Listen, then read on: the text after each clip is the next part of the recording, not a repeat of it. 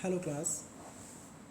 Previous chapter में हमने infections के बारे में समझा, इन्फेक्शन होते क्या हैं, टाइप्स ऑफ इन्फेक्शन समझा था। तो इस क्लास में हम समझेंगे common clinical manifestations of infection. Means जो संक्रमण के जो सामान्य जो भी नैदानिक लक्षण हैं, हम इनके बारे में। क्लिनिकल मैनिफेस्टेशंस वे सभी साइंस, मतलब जो डॉक्टर के द्वारा देखे जाने वाले जो संकेत हैं, और सिम्टम्स क्या होते हैं, पेशेंट के द्वारा खुद महसूस किए जाने वाले लक्षण। ठीक है, तो क्लिनिकल मैनिफेस्टेशंस वे सारे साइन एंड सिम्टम्स हैं जो किसी इन्फेक्शन का या इन्फेक्शन की वजह से हमारी बॉडी में दिखाई देते हैं। तो इन्फेक्शन के लक्षण इस बात पे डिपेंड करते हैं कि कौन सा रोगजनक, मीन्स चाहे वो बैक्टीरिया है, चाहे वो वायरस है या फंगस या पैरासाइट, आखिर कौन सा कॉजेटिव ऑर्गेनिज्म जो है वो संक्रमण कर रहा है, और उस इन्फेक्शन की वजह से बॉडी का कौन सा ऑर्गन अफेक्ट हो रहा है या फिर उस पर प्रभाव पड़ रहा है या प्रभावित हो रहा है, इसके बारे में।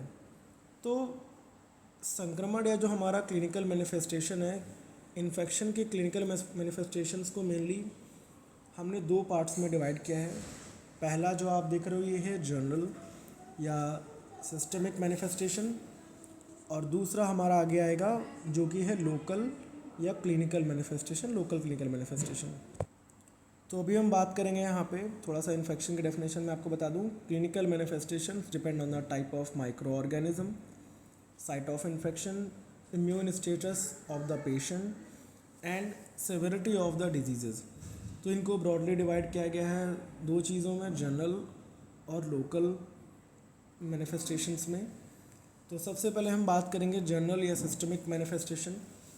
इन्फेक्शन के सामान्य या पूरी बॉडी में दिखाई देने वाले सिम्टम्स को ही बोलते हैं हम सिस्टमिक मैनिफेस्टेशन या फिर जनरल मैनिफेस्टेशन। बेसिकली ये जो सिम्टम्स हैं ये तब दिखाई देते हैं जब इन्फेक्शन पूरी बॉडी के इम्यून सिस्टम को एक्टिव कर देता है। ठीक है, तो फर्स्टली हम इसमें बात करेंगे फीवर के बारे में, बुखार की बात करेंगे। बुखार बॉडी का जो टेम्परेचर है, ठीक है, बॉडी का नॉर्मल टेम्परेचर कितना होता है 36 to 37 डिग्री सेल्सियस। ठीक है, तो बुखार बॉडी का जो तापमान का जो नॉर्मल लिमिट है, ठीक है, जब उससे ज़्यादा बढ़ जाता है तो वो इन्फेक्शन के प्रति बॉडी की जो हमारी नेचुरल एक डिफेंस मैकेनिज़्म है उस पर काम करता है। तो सब कैरेक्टरिस्टिक्स क्या हैं, सबसे सामान्य लक्षण यही है हमारा। पायरोजेंस मीन्स की जो भी रोगजनक हैं या फिर माइक्रोब हैं, जो हमारी इम्यून सेल्स के थ्रू बनने वाला जो सब्सटेंस जो है पायरोजेंस जो होता है, वो बॉडी का टेम्परेचर बढ़ाते हैं। बहुत हल्का, मीडियम या फिर थोड़ा सा तेज बुखार हो सकता है, लगातार या फिर रुक रुक के भी आ सकता है। तो fever is the most common clinical manifestation of infection. It occurs because microbial toxins and inflammatory cytokines, इसीलिए मैंने बोला जो हमारे इम्यून सेल्स के थ्रू बनने वाला जो पदार्थ, ठीक है, जैसे कि such as IL-1, IL-6 and TNF alpha, ऐसे raise the hypothalamic temperature set point, जिस वजह से बॉडी का टेम्परेचर बढ़ता है। ठीक है, तो जैसे कि कभी कभी थायराइड में, मलेरिया में, कोविड-19, न्यूमोनिया, ऐसे केसेस में हमने देखा है बॉडी का टेम्परेचर जो हमें बढ़ता हुआ दिखता है। दूसरा आप देख रहे हो चिल्स एंड राइगर्स। चिल्स और राइगर्स का, चिल्स का मतलब होता है ठंड लगना, और राइगर्स का मतलब होता है कंपकपी, कांपना। चिल्स में ठंड महसूस होती है जबकि राइगर्स में तेज कंपकपी के साथ में ठंड लगती है। ठीक है, so patient often experience chills and shaking due to rapid elevation in body temperature during bacterial infections or malaria। ठीक है, तो अक्सर बुखार शुरू होने से पहले या बॉडी का टेम्परेचर बढ़ाने के लिए जो हमारी मसल्स को बार बार कॉन्ट्रैक्शन करना पड़ता है, तभी राइगर्स होता है। या फिर जो क्रॉनिक इन्फेक्शंस में ज़्यादा दिखाई देता है, मलेरिया हो गया, सेप्टिसीमिया हो गया, पाइलोनेफ्राइटिस हो गया, इन सारी चीज़ों में। ठीक है, तीसरा जो आप देख रहे हो ये है मैलेज। मैलेज का मतलब होता है अस्वस्थता का एहसास, लगता है कि हम बीमार हैं। बिना किसी क्लियर रीज़न के पूरी बॉडी जो महसूस करती है कि अनहेल्दी, बेचैन और अच्छा महसूस ना होने को ही बोलते हैं मैलेज। तो पेशेंट नॉर्मल काम करने के उसकी इच्छा नहीं होती है। इन्फेक्शन का एक प्राइमरी सिम्टम भी हो सकता है, और पूरी बॉडी में कमज़ोरी महसूस हो सकती है। So malaise is a generalised feeling of discomfort, weakness and lack of well being commonly seen during infections. ठीक है। उसके अलावा नेक्स्ट हम बात करेंगे फटीग। फटीग का मतलब होता है थकावट। देखिए, लगातार बहुत ज़्यादा थकान या एनर्जी की कमी जो महसूस होती है, उसी को हम फटीग बोलते हैं। कहने का मतलब ये है कि आराम करने के बाद भी थकावट बनी रह सकती है। बॉडी इन्फेक्शन से लड़ने में बहुत ज़्यादा एनर्जी खर्च करता है उस वजह से भी। और जब लॉन्ग टर्म कोई इन्फेक्शन होता है, लंबे टाइम तक कोई इन्फेक्शन होता है, तो उससे भी हो जाता है। ठीक है। सो persistent tiredness occurs because the immune system consumes large amount of energy while fighting microorganisms. इसके अलावा लॉस ऑफ एपेटाइट, भूख ना लगना या भूख कम लगना, इसको बोलते हैं एनोरेक्सिया ऑल्सो। तो एनोरेक्सिया में खाना खाने की जो इच्छा है वो बहुत कम हो जाती है। अब इसकी वजह या इसके पीछे की चीज़ें क्या हो सकती हैं? बुखार और सूजन का रीज़न। ठीक है। हमारे शरीर में पोषण की कमी और कमज़ोरी बढ़ा देगी, और लंबे समय में वज़न भी घट सकता है। ठीक है। इसके अलावा हेडेक का मतलब सर दर्द, इन्फेक्शन की वजह से सर में दर्द होना। ठीक है। और बुखार के साथ में एबनॉर्मल वायरल इन्फेक्शंस में ज़्यादा दिखा जा सकता है। कभी कभी तेज या लगातार चीज़ें या उस तरीके से। ठीक है। हेडेक की बात करें, हेडेक का मतलब सर दर्द, इन्फेक्शन की वजह से सर में दर्द होना। ठीक है। इसी को बोलते हैं headache is a common in viral illness, meningitis, influenza and systemic infections. तो बुखार के टाइम पे नॉर्मल पेन होना, वायरल इन्फेक्शंस में ज़्यादा सर दर्द होता है, कभी कभी तेज़ या बहुत लगातार होता है। ठीक है। इसके अलावा मसल पेन, मायालजिया, मांसपेशियों में दर्द।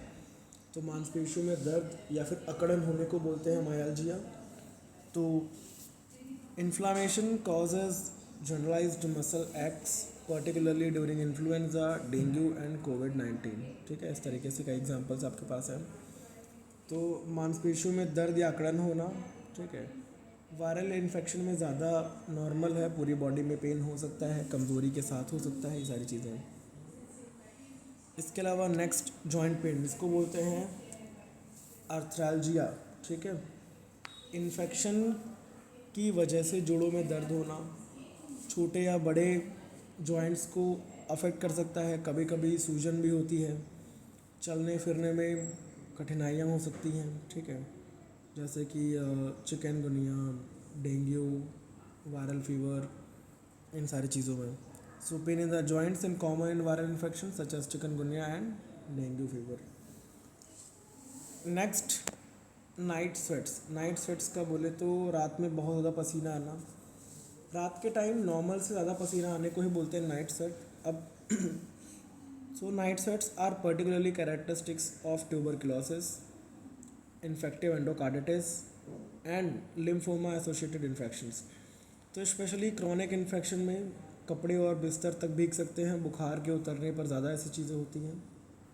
तो tuberculosis, infective endocarditis, lymphoma associated like HIV infections वगैरह भी इसमें ऐसा होता है। और नेक्स्ट है वेट लॉस, वज़न का कम होना। लंबे समय तक इन्फेक्शन रहने पर बॉडी का वेट कम होना। Chronic infection such as tuberculosis and HIV, AIDS often cause gradual weight loss due to prolonged inflammation and increased metabolic demand। ठीक है। तो लॉन्ग टाइम इन्फेक्शन रहने पर बॉडी का वेट कम होता है, भूख कम लगना, बॉडी की एनर्जी ज़्यादा खर्च होना, क्रॉनिक इन्फेक्शन का एक इम्पॉर्टेंट साइन हो सकता है ये। तो ट्यूबरक्लोसिस, HIV या क्रॉनिक फंगल इन्फेक्शन वगैरह में भी ऐसी चीज़ें होती हैं, ठीक है। नेक्स्ट इसके बाद लोकल क्लिनिकल मैनिफेस्टेशंस। अभी हमने जनरलाइज्ड की बात किया, अब हम बात करें लोकल, मतलब इन्फेक्शन का जो लोकेशन है वो एक स्पेशल जगह पे दिखाई देने वाले जो सिम्टम्स आते हैं, ठीक है। तो साइंस ऑफ इन्फ्लामेशन, सबसे पहले सूजन के लक्षण हम बात करेंगे, ठीक है। इन्फेक्शन होने पर जो हमारा अफेक्टेड लोकेशन पर इन्फ्लामेशन या स्वेलिंग, तो 5 इंपॉर्टेंट लक्षण, जैसे कि रेडनेस, जिसको हम बोलते हैं रूबॉर, ठीक है, लालिमा, due to increase blood flow. दूसरा हीट, इसको बोलते हैं कैलोर, ठीक है, गर्माहट। स्वेलिंग, इसको हम ट्यूमर बोलते हैं। सूजन, पेन, डॉलर, ठीक है, caused by inflammatory mediator stimulating nerve endings. And loss of function, जिसको बोलते हैं फंक्शियोलाइजा, तो अफेक्टेड ऑर्गन का नॉर्मल काम करना कम हो जाना due to pain and tissue damage. तो rubor, calor, tumor, dolor and functio laesa, ठीक है, ठीक है। तो redness, heat, swelling, pain and loss of function. अब इसकी वजह स्किन एब्सेस, ठीक है, सेलुलाइटिस या वुंड इन्फेक्शन, कुछ भी हो सकता है, ठीक है। दूसरा हम बात करेंगे रेस्पिरेटरी इन्फेक्शंस, ठीक है, मतलब कि जो हमारे श्वसन तंत्र में जो हमारे इन्फेक्शन होता है, जब इन्फेक्शन नाक, गला और जो हमारी एयरवेज होते हैं, श्वास नलियाँ, या हमारे लंग्स को अफेक्ट कर दें, तो क्लिनिकल मैनिफेस्टेशंस में खांसी, गले में दर्द, नाक बहना या फिर सांस लेने में बहुत कठिनाई आना, सीने में दर्द होना, स्पुटम आना, तेज बुखार, ये सारी चीज़ें हमारे इसमें, जैसे कि कॉमन कोल्ड की वजह से, इन्फ्लुएंजा, न्यूमोनिया, ट्यूबरक्लोसिस, इन सब चीज़ों। तो पेशेंट में develop cough, sore throat, nasal congestion, sneezing, sputum production, chest pain, wheezing and shortness of breath, ठीक है। दूसरा है GI इन्फेक्शंस, हमारे पाचन तंत्र के जो इन्फेक्शंस हैं, ठीक है। जब इन्फेक्शन पेट और इंटेस्टाइन दोनों को अफेक्ट करे, ठीक है, तो अब इसमें जैसे कि ये चीज़ें डायरिया में, वॉमिटिंग में, पेट दर्द, या फिर जी मिचलाना, बुखार आना, डिहाइड्रेशन और पेट में ऐंठन, मरोड़, ये चीज़ें महसूस होना, ये हमारे GI इन्फेक्शंस के साइन एंड सिम्टम्स हैं। एग्जाम्पल के तौर पे कॉलेरा हो गया, टाइफाइड, फूड पॉइजनिंग, अमेबियासिस, इन चीज़ों में। तो typical symptoms include nausea, vomiting, diarrhoea, abdominal cramps, dehydration and sometimes blood और म्यूकस इन अ स्टूल। ये सारी चीज़ें यहाँ पे देखने को मिल सकती हैं, ठीक है। उसके अलावा UTIs, नेक्स्ट हम बात करेंगे यूरिनरी ट्रैक्ट इन्फेक्शंस। जब इन्फेक्शन यूरिनरी ट्रैक्ट के किसी भी भाग, चाहे वो यूरेथ्रा हो, चाहे वो ब्लैडर हो, चाहे यूरेटर हो या किडनी, इन चीज़ों में होता है, ठीक है। तो क्लिनिकल मैनिफेस्टेशंस की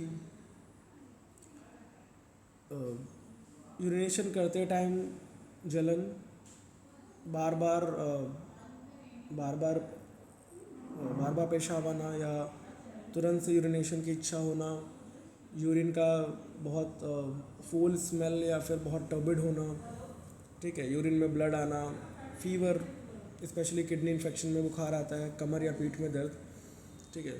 तो सिस्टिटिस या पायलोनेफ्राइटिस वगैरह ऐसे केसेस में, ठीक है। नेक्स्ट है स्किन और सॉफ्ट टिश्यू इन्फेक्शंस। हमारी स्किन और जो हमारे सॉफ्ट टिश्यूज़ में जो इन्फेक्शन है, तो स्किन और उसके नीचे के टिश्यूज़ में जो इन्फेक्शन आता है, तो इसमें आप रेडनेस, स्वेलिंग, पेन और हीट, थोड़ा सा पस, एब्सेस या घाव का ठीक ना होना, ये सब दिखते हो। तो इसकी वजह सेलुलाइटिस, इम्पैटिगो, एब्सेस या बॉइल्स वगैरह, ठीक है, ब्लिस्टर्स मतलब छाले वगैरह जो पड़ते हैं, ठीक है, ये सारी चीज़ें हो सकती हैं। 6 नंबर पे है हमारा सेंट्रल नर्वस सिस्टम इन्फेक्शंस। ठीक है, जब इन्फेक्शन हमारे ब्रेन और उसकी जो झिल्लियाँ जिसको हम बोलते हैं मेनिंजस, जब इनको प्रभावित करें, ठीक है, तो इसमें सर दर्द, तेज बुखार, नेक स्टिफनेस मतलब गर्दन में अकड़न, वॉमिटिंग, कन्फ्यूजन, सीजर्स, बेहोशी और फोटोफोबिया। फोटोफोबिया का मतलब होता है कि लाइट से प्रॉब्लम होने लगना। ठीक है, तो इसमें एग्जांपल के तौर पे मेनिंजाइटिस मीन्स मेनिंजस में इन्फ्लामेशन, इंसेफेलाइटिस, ठीक है, ये चीज़ें हो सकती हैं। ठीक है, नेक्स्ट है ब्लड स्ट्रीम इन्फेक्शन, सेप्सिस।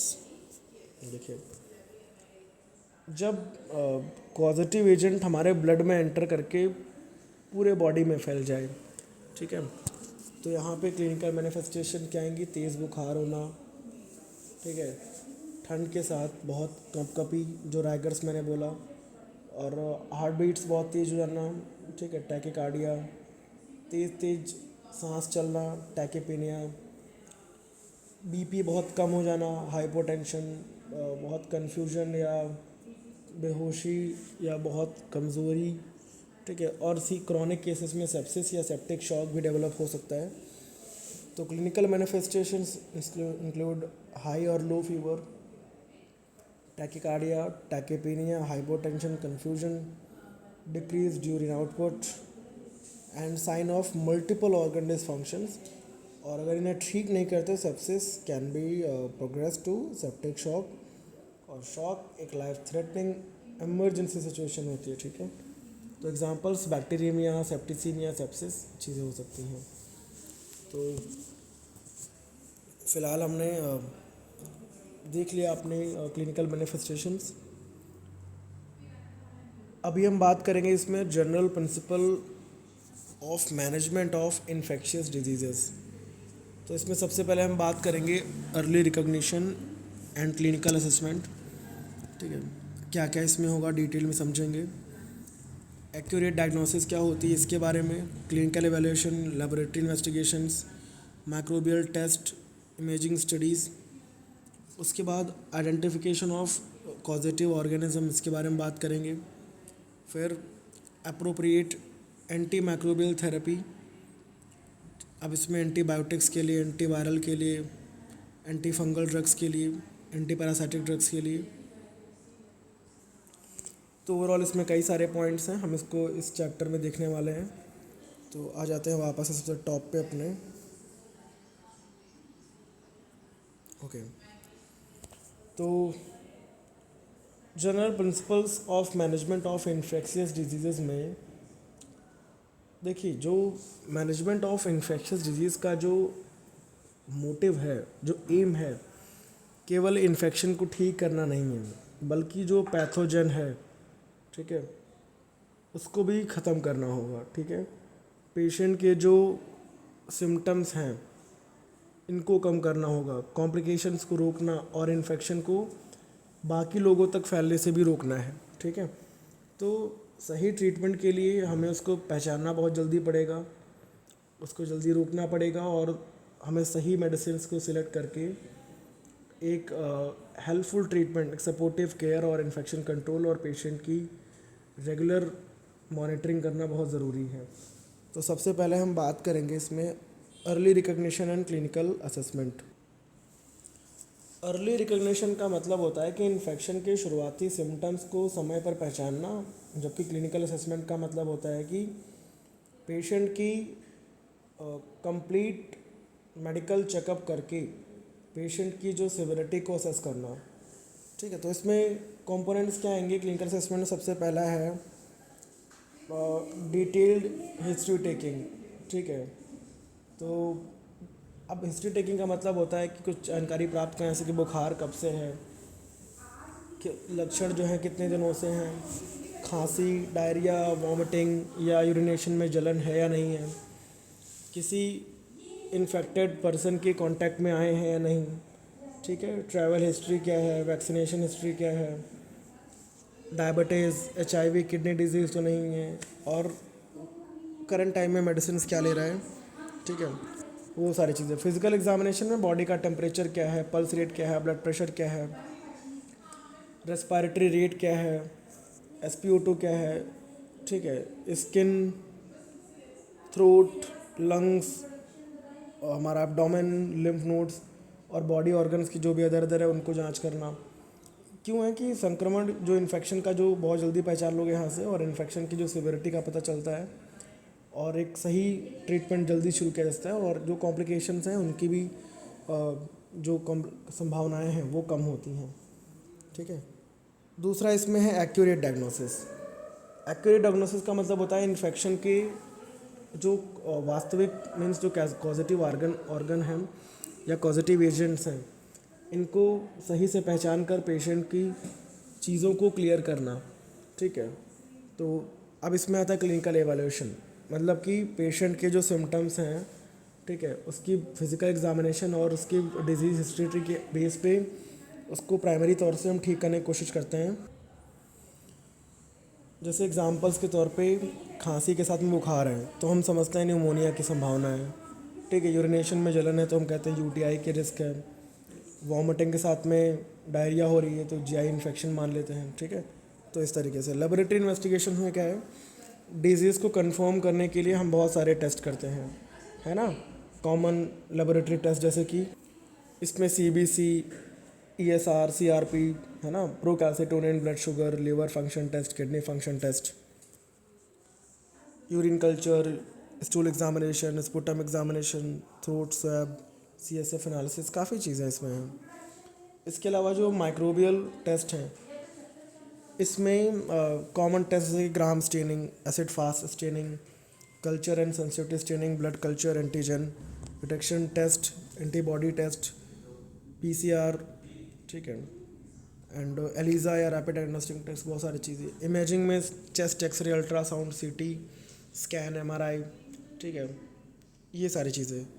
अभी हम नेक्स्ट बात करेंगे आइडेंटिफिकेशन ऑफ पॉजिटिव ऑर्गेनिज्म, ठीक है, मीन्स जो डिजीज़ को उत्पन्न करने वाले जो सूक्ष्मजीव हैं इनको समझना, कैसे पहचानेंगे। तो डिज़ीज़ को करने वाले जो माइक्रोब होते हैं जैसे बैक्टीरिया, वायरस, फंगल, पैरासाइट्स को सही से पहचान कर उनका ट्रीटमेंट करना बहुत इंपॉर्टेंट फेज़ है। तो सही एंटी माइक्रोबियल मेडिसिन आप तभी सिलेक्ट कर पाओगे, है ना, बैक्टीरियाज को मारने के लिए एंटीबायोटिक, वायरस को मारने के लिए एंटीवायरल। तो ऐसे ही आप फालतू की दवाइयों से बच पाओगे, ड्रग रेजिस्टेंस कम होगा, पेशेंट की बेसिकली डिजीज़ की कंफर्मेशन हमें मिल पाएगी। तो इस तरीके से, ठीक है। इसके अलावा अप्रोप्रिएट एंटी माइक्रोबियल थेरेपी, उपचार हमेशा जो संक्रमण उत्पन्न करने वाले सूक्ष्मजीव के टाइप पे डिपेंड करता है। तो सबसे पहले एंटीबायोटिक्स बैक्टीरिया के लिए, बैक्टीरिया होने वाले इन्फेक्शन के उपचार में एग्जांपल के तौर पे पेनिसिलिन, सेफेलोस्पोरिन, मैक्रोलेड, फ्लोरोक्विनोलेंस, ठीक है, अमोक्सिसिलिन, सेफ्ट्रैक्सोन या एजिथ्रोमाइसिन, सिप्रोफ्लॉक्सासिन, ओफ्लॉक्सासिन आपने सुना होगा। एंटीवायरल, ठीक है, वायरल इन्फेक्शंस के लिए साइक्लोवेर, ठीक है, ओसेल्टामेविर, रेमडेसिविर, ठीक है।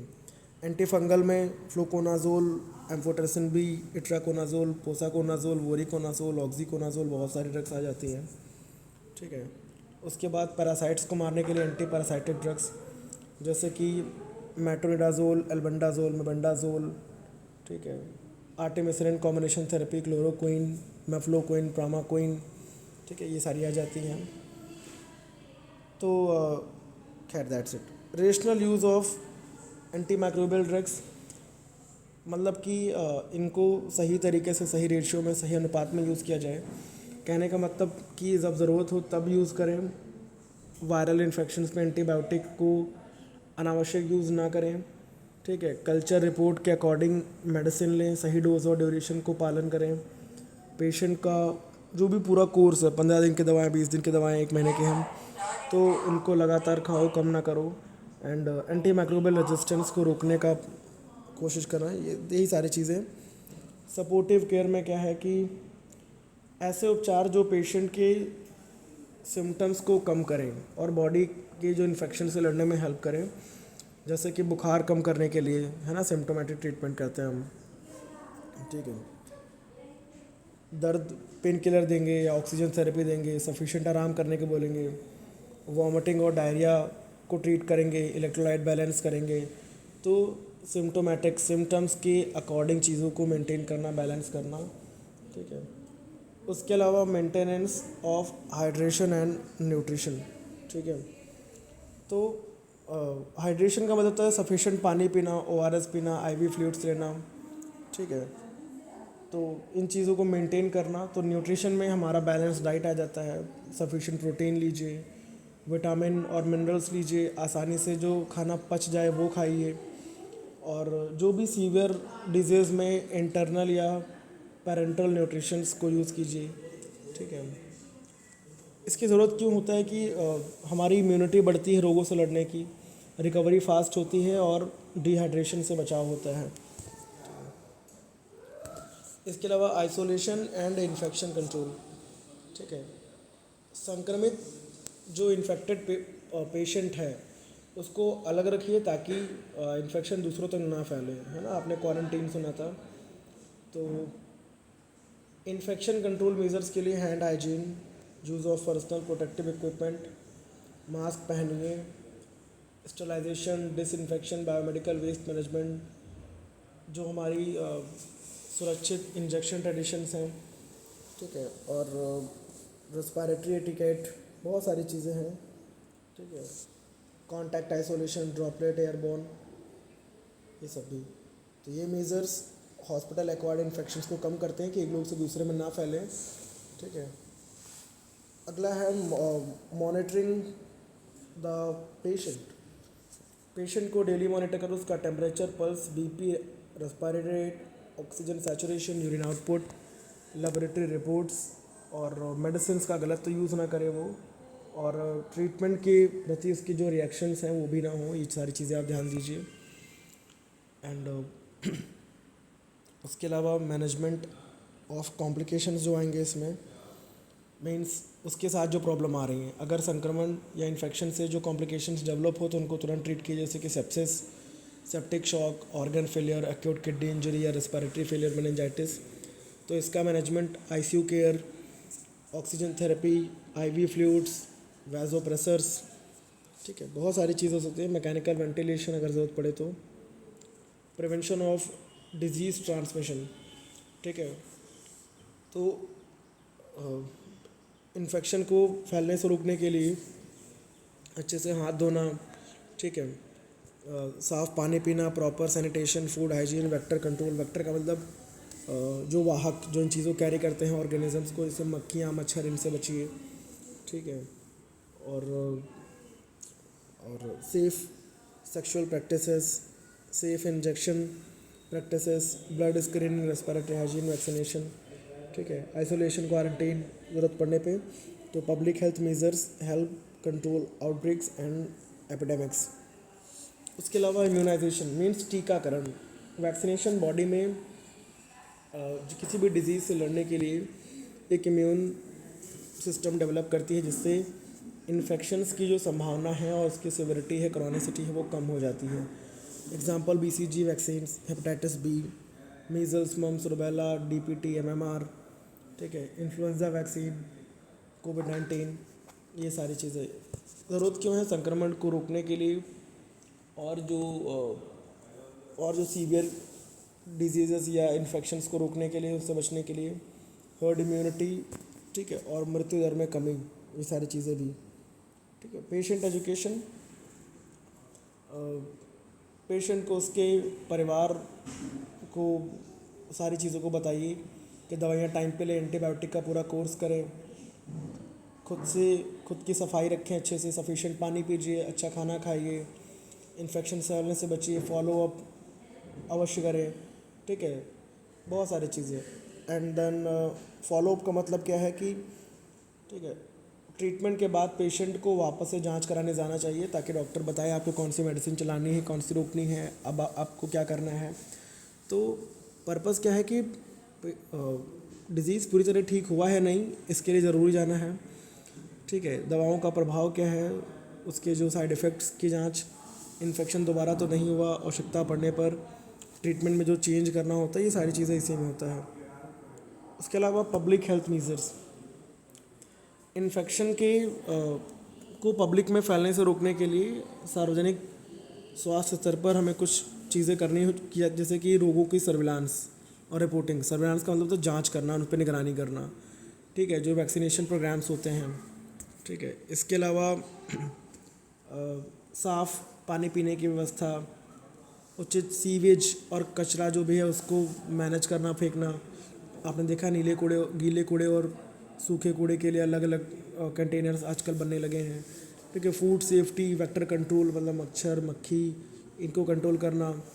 हमारी हेल्थ एजुकेशन और हमारी बेसिक अवेयरनेस के लिए अभियान जो चलाए जाते हैं, ठीक है। आउटब्रेक इन्वेस्टिगेशन और कॉन्टैक्ट ट्रेसिंग, और आवश्यक होने पर क्वारंटीन और आइसोलेशन की जो व्यवस्था है, ये सारी चीज़ें। तो ओवरऑल हमने ये इन्फेक्शन के बारे में सारी चीज़ें बात कर ली हैं, कैसे क्या होगा। बाकी मिलेंगे आपसे नेक्स्ट क्लास में।